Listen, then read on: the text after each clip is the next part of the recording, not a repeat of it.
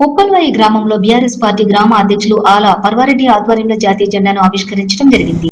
ఈ కార్యక్రమానికి ముఖ్య అతిథిగా రామారెడ్డి మండల రైతు బంధు అధ్యక్షులు గురజాల నారాయణరెడ్డి హాజరయ్యారు. ఈ సందర్భంగా బీఆర్ఎస్ పార్టీ గ్రామ అధ్యక్షులు ఆల పర్వారెడ్డి, గంగారం రైతు బంధు మండల అధ్యక్షులు గురజాల నారాయణరెడ్డి మాట్లాడుతూ 11వ తెలంగాణ ఆవిర్భావ సందర్భంగా గ్రామ ప్రజలకు శుభాకాంక్షలు తెలియజేశారు. ఈ కార్యక్రమంలో రైతు బంధు మండల అధ్యక్షులు గురజాల నారాయణరెడ్డి, యాకోబు, బీఆర్ఎస్ పార్టీ కార్యకర్తలు, నాయకులు పాల్గొన్నారు. ఈరోజు దాదాపు 14 సంవత్సరాల పోరాట ఫలితంగా కేసీఆర్ గారి నాయకత్వంలో 2014 జూన్ 2వ తారీఖు నాడు అమరవీరుల త్యాగాల ఫలితంగా మనం తెలంగాణను సాధించుకున్నాం. తెలంగాణ ఉద్యమంలో ఎంతోమంది సబ్బండ వర్గాలు కేసీఆర్ గారి నాయకత్వంలో ఎన్నో ఉద్యమాలు చేసి మన ప్రియతమ నాయకుడు తెలంగాణను సాధించిండు. అంతేకాదు ఈ తెలంగాణ ఉద్యమానికి ఊపిరి పోసిన విద్యార్థి నాయకులు ఎందరో తమ ప్రాణాలను త్యాగం చేసింది. ఆ అమరవీరుల త్యాగాల ఫలితం, అదేవిధంగా కేసీఆర్ గారి నాయకత్వంలో ప్రజలందరూ ఉద్యమంలో పాల్గొని ఢిల్లీ మెడలు వంచి మనం తెలంగాణను సాధించుకున్నాం. ఈ తెలంగాణ పోరాటంలో దాదాపు 1100 మంది వీరులు తమ ప్రాణాలను త్యాగం చేశారు. ఆ అమరవీరుల త్యాగాల ఫలితంగా మనం ఈరోజు తెలంగాణ ఆవిర్భావ దినోత్సవం జరుపుకుంటున్నాం. నిజంగా ఎన్నో సంవత్సరాల నుంచి 1969లో చెన్నారెడ్డి నాయకత్వంలో ఉద్యమాలు జరిగినాయి. కానీ తమ స్వార్థ రాజకీయాల కోసం ఎంతోమంది విద్యార్థులు బలిదానాలు అయిన తర్వాత చెన్నారెడ్డి అప్పుడు ఇందిరాగాంధీ సంకలనం చేరి తెలంగాణ ఉద్యమాన్ని నీరుగార్చిండు. దాన్ని దృష్టిలో ఉంచుకొని ప్రొఫెసర్ జయశంకర్ గారి ఆశీర్వాదంతో కేసీఆర్ గారు తెలంగాణ నిధులు ఉద్యోగాల కోసం ఏ ఆశయాల కోసం అయితే కొట్లాడి సాధించుకున్న తర్వాత మొట్టమొదటిసారిగా అధికారంలోకి వచ్చి ఆ రోజు తెలంగాణలో కాంగ్రెస్ ప్రభుత్వంలో గ్రామాల్లో కరెంటు కోతలు, రైతుల యొక్క ఎంతోమంది రైతులు ఆత్మహత్యలు, ఇవన్నీ చెల్లించిపోయి మొట్టమొదటిసారిగా కేసీఆర్ గారు 24 గంటల కరెంటును సాధించారు. ఆ రోజు అంతకుముందున్న ముఖ్యమంత్రి కిరణ్ కుమార్ రెడ్డి తెలంగాణ వస్తే అంధకారం అయిపోతుందన్న ఒక వాదనను తుంగలో తొక్కి కేసీఆర్ గారు కరెంటును 6 నెలలనే 24 గంటల కరెంటుగా పునరుద్ధరించి తెలంగాణను భారతదేశ మన శ్రమ దోపిడీ చేస్తారనే ఉద్దేశంతో చాలా మేధావులు మనకు సహకరించారు. మరి దానికి వారి బలిదానాలకు మనము ఎప్పుడైనా కానీ వాళ్ళకు శిరస్సు వంచి నమస్కారాలు తెలియజేసి వాళ్ళని జ్ఞాపకం చేసుకుంటూ మన యువత కూడా అందరూ మేలుకొని ఇప్పటికైనా మనం సాధించుకున్న తెలంగాణను మరి మనము మంచిగా డెవలప్ చేసుకొని మరి దాని అభివృద్ధికి సహకరించాలని కోరుకుంటున్నాం. రెండో విషయం, మన పెద్దలు చెప్పినట్టు మరి మనం 10 ఏళ్ళు పరిపాలన చేసినాం. వచ్చిన ఏరుపడ్డాక తెలంగాణలో ఎవరికైనా ఏరుపడ్డ సంసారం ఎట్లుంటుంది అంటే కొంచెం ఇబ్బందులు ఉంటామాట వాస్తవమే.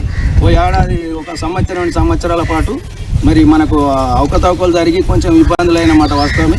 తర్వాత 10 సంవత్సరాల బ్రహ్మాండమైన అభివృద్ధి జరిగింది.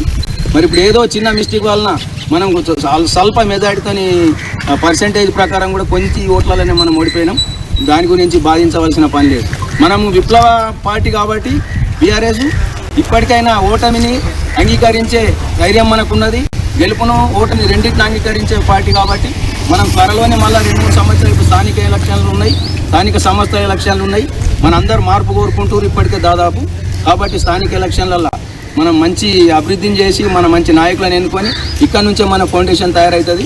స్థానిక ఎలక్షన్లలో మన మెజారిటీ వస్తే మనకు అందరికీ తెలిసిపోతుంది. కాబట్టి ఇట్లా మరి స్థానిక ఎలక్షన్లలో కానీ జడ్పీటీసీ మున్సిపాలిటీ దాకా సంవత్సరం పాటు అన్ని ఎలక్షన్లు ఉంటాయి. ఇందులో విజయం సాధిస్తే మనం 50% ఇప్పుడు సాధించినట్టే లెక్క.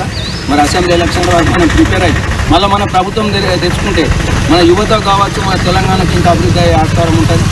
మరి ఇంతమంది హాజరై మన జెండా ఆవిష్కరణకు విజయవంతం చేసిన మన అందరికీ నా యొక్క హృదయపూర్వక నమస్కారం. జై తెలంగాణ.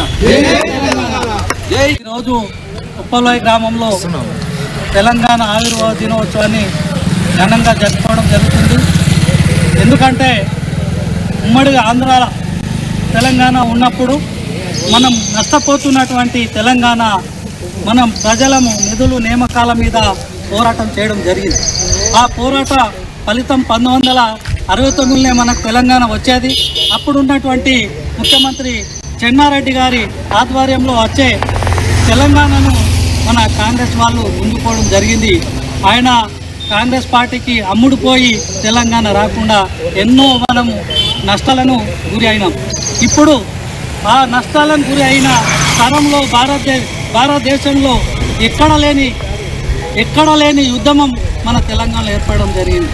కేసీఆర్ గారు మళ్ళీ జెండా పట్టి తెలంగాణ కావాలా, ఆంధ్ర వద్దు అనే నినాదంతో మన ముఖ్యమంత్రి గారు మనకు తెలంగాణ కావాలని జయశంకర్ సహకారంతో తెలంగాణ ఉద్యమాన్ని సురి చేసినప్పుడు అందరూ తెలంగాణ ఉద్యమానికి విద్యార్థులు, రైతులు, ఉద్యోగస్తులు, లాయర్లు, అడ్వకేట్లు చాలామంది ప్రతి ఒక్క సబ్బండ వర్గాల ప్రజలు కేసీఆర్ గారికి మద్దతుగా నిలవడం, దానివల్ల మనం ఈ తెలంగాణ సాధించుకున్నాక తెలంగాణ అంచెలంచెలుగా ఉమ్మడి ఆంధ్రప్రదేశ్ ఉన్నప్పుడు ఏ విధంగా నష్టపోయినామో రైతులను రాజులు చేసినటువంటి ముఖ్యమంత్రి ఎవరైనా ఉన్నారంటే అది కేసీఆర్ అని చెప్పక తప్పదు. ఎందుకంటే రైతుకు ఆసరగా నిలిచి కరెంటుని ఈ కొరత లేకుండా 24 గంటల కరెంట్ ఇచ్చి ఆదుకున్న నాయకుడు మన ముఖ్యమంత్రి కేసీఆర్ గారు. అంతేకాకుండా రైతుకు పెట్టుబడినిచ్చి రైతును ఆదుకున్నటువంటి నాయకుడు కేసీఆర్ గారు అని చెప్పచ్చు. ఇప్పుడే అదే కాకుండా ఎక్కడైతే అన్యాయం జరిగితే అన్యాయం మీద పోరాడి మనకు ఎక్కడైతే రైతు ఎట్లా లాభపడాలా, ఇక్కడ ఉన్నటువంటి ముసలి ముట్ట పెద్దలు ఏ విధంగా ఇంకా ఆ 200 పింఛన్ సరిపోదు, వాళ్ళకు ఇప్పుడు పెరుగుతున్న ధరలను బట్టి 1000 రూపాయలు కూడా సరిపోదని ఎవరికి అన్ని ఎలక్షన్లు హామీలు ఇవ్వకుండానే ఆయన అందరినీ గమనించి